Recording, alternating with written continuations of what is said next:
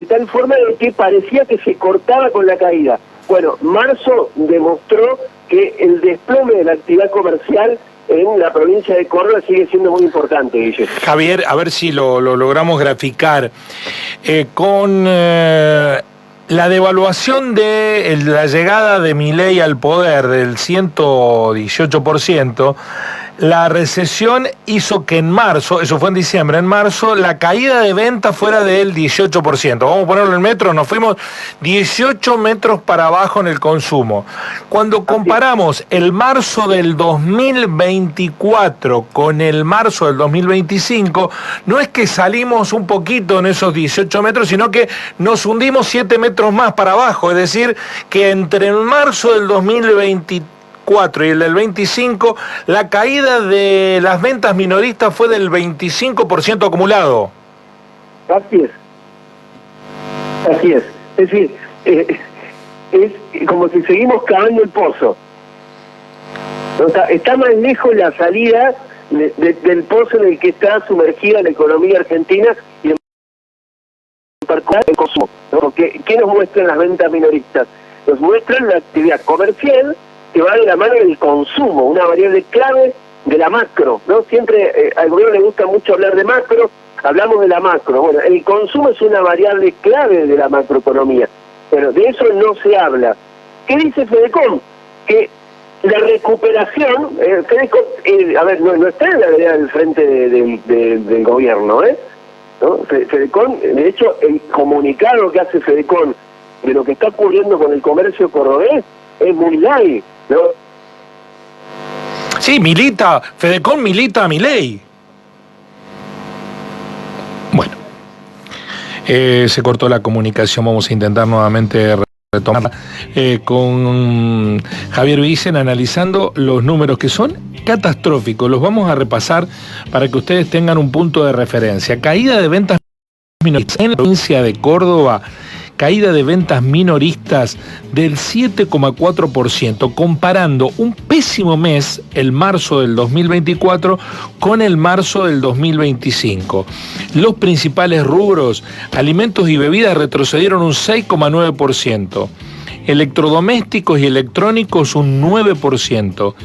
Indumentaria un 9,4%. Ferretería y construcción un 9,7%. Esto se extiende a los demás rubros, ¿no?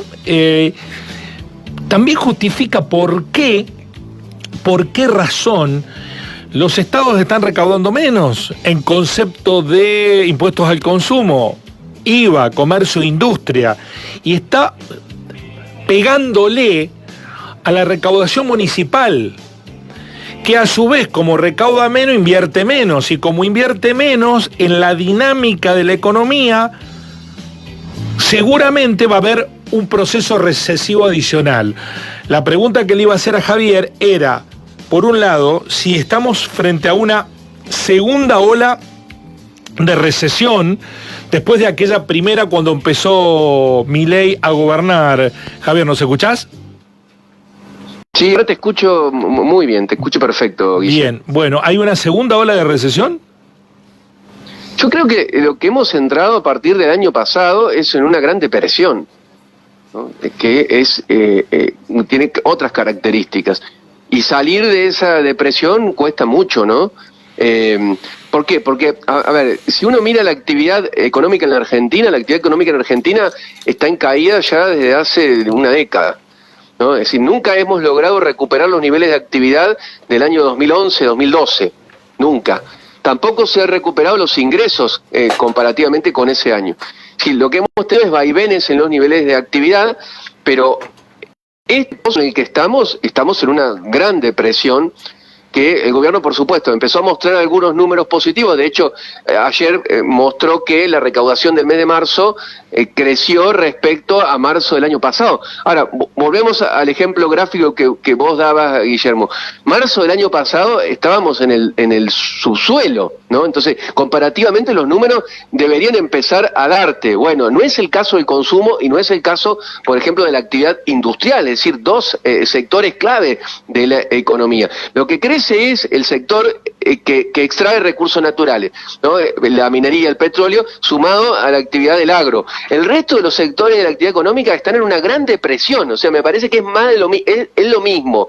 No es una otra caída más, ¿no? Es la caída que nunca se ha detenido. Sí, cuando se cortó la comunicación hablábamos que Fedecon milita las ideas de Milei. No se entiende muy bien, porque tampoco se entiende cómo, en un contexto de retracción de ventas minoristas, el gobierno celebra que gente salió de la pobreza, millones de argentinos. ¿Cómo hacen a salir de la pobreza si compran menos? Es muy raro. Bueno, eso es por cómo medimos la pobreza en la Argentina. Una forma de medir la pobreza en el que se toma una canasta básica y se pregunta cuántos argentinos alcanzaron esa canasta básica. Esa canasta básica que tiene fundamentalmente alimentos, ha estado creciendo los precios de esa canasta básica por debajo de la inflación. Eso hasta marzo, ¿no? Marzo cambió la cosa, es decir, el mes que pasó, acá vemos que tenía un rebote en la inflación, que seguramente lo que va a mostrar es que de continuar este rebote en los precios de los alimentos, va a mostrar que va a subir la pobreza, ¿no? Por eso la pobreza tiene estos vaivenes, del 38 al 40, del 40 al 50 y pico, y baja al 38, ¿no? Es una medición, yo diría que se le escapan muchas cosas a la medición de pobreza. Pero vos mencionaste algo, que es cómo puede ser que los argentinos, que la otra pata para medir la pobreza es el ingreso, que si el ingreso no cae, la pobreza caiga. Bueno, va de la mano de la baja en la inflación desde el 7% mensual al 2,5%, ¿no? Es razonable que la pobreza caiga a pesar de que los ingresos no aumentan. Y la clave me parece que está acá, y es algo que no se discute, Guille. ¿Qué pasa con los ingresos? ¿No? En enero de este año volvió a caer el salario real en la Argentina. 2 meses consecutivos de caída en el salario real. Luis Campos, que es un economista de la CTA, que lleva muy bien las estadísticas de lo que pasa en el mundo del trabajo, dice en un posteo en X que los salarios están 7% por abajo, ¿no? En términos reales, en poder de compra, 7% por debajo del 2023. Y 25% por debajo del año 2017, ¿no? Un cuarto de poder de compra han perdido los salarios en esta década. Parezco Luis Esper, pero a ver, en eso, sí, un cuarto de poder de compra en 7 años ha perdido el salario en la Argentina, y eso muestra las dificultades, la gravedad de la situación económica que está atravesando la Argentina y la gravedad de la situación en el mercado de trabajo en la Argentina. Cuando te muestran que el mercado de trabajo tiene una desocupación abierta de apenas el 7%, que parece poco cuando tenemos en cuenta la desocupación que hemos tenido en otros momentos de la historia argentina, bueno, también hay que hablar de el ingreso y la desocupación.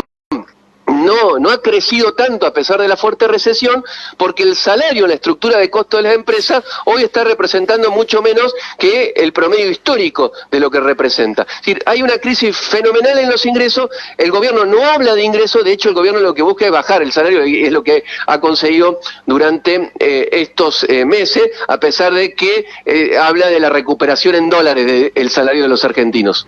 Bueno, hace algunos meses atrás intercambiábamos opiniones, por supuesto diferentes, con el titular de la Cámara de Comercio de Córdoba, que es la que realiza este relevamiento, y él defendía el modelo de Milei, que ya íbamos a arrancar. Bueno, me gustaría volver a entrevistarlo para ver qué opina hoy. Da la impresión que esa defensa debe, por lo menos con los datos propios que ellos recolectan, al menos entrar en una zona de relativización. Veremos qué pasa mañana, si el viaje de Milei a los Estados Unidos da resultado positivo o negativo respecto de los recursos que se esperan de Fondo Monetario. Sí, así ayer hubo una tregua en el mercado de cambios y el Banco Central volvió a comprar dólares después de 10 jornadas.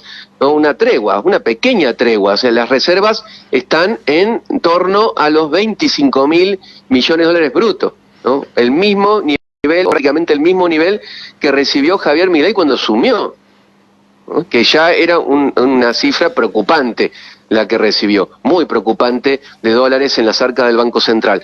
Bueno, devaluación mediante, desplome de la actividad, ¿no? Que aumento de la pobreza en Argentina, por más que después digan que la han bajado, destrucción del salario.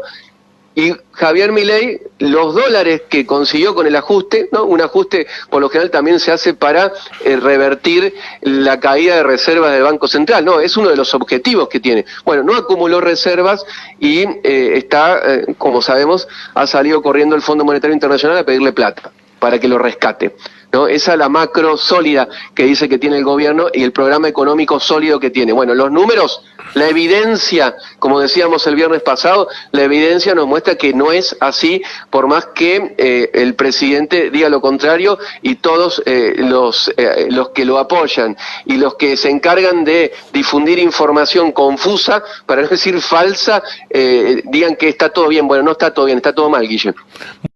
Bueno, yo pensé que con esto terminamos, porque estamos coincidiendo con López Murphy, con Kachanowski, con Cavallo en los análisis, y me pregunto, ¿cambié yo o cambiaron ellos? A mí me parece que están cambiando ellos, ¿no? Porque da la sensación que Cavallo ahora le dice, ojo que te va a quedar sin dólares, estás usando los dólares de la gente y si lo van a buscar al banco no van a estar más. Eso es corralito. Sí. ¿No? Eso es corralito, ¿no? Bueno, eso, Guille, eso es de una gravedad que lo que dijo Domingo Felipe Cavallo en su blog, le está usando, dice que el gobierno está usando los dólares de los ahorristas. ¿Vos te imaginás si un gobierno, no el de Javier Milei, cualquiera de los otros gobiernos que han pasado en los últimos años en la Argentina, se sospechaba de que estaba usando los dólares de los ahorristas, el escándalo que hubiera sido? ¿Vos te imaginás lo que hubiera pasado? Pero ya maduramos, cambiamos. Cavallo dijo, el gobierno se está patinando los dólares de los ahorristas y como si nada se sigue adelante, ¿no? Bueno, habrán aprendido ellos, Guillermo, digo yo, no sé, cómo se gestiona o cómo es una economía sana. No creo, no creo. Vos tenés mucha esperanza en Cavallo y en López Murphy. Un abrazo, hasta mañana. Un abrazo, hasta mañana.